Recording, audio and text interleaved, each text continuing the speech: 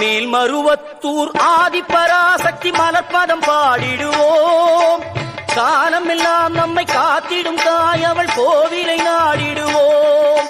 மேல்மருவத்தூர் ஆதிபராசக்தி மலர்பதம் பாடிடுவோம். காலமெல்லாம் நம்மை காத்திடும் தாய் அவள் கோவிலை நாடிடுவோம்.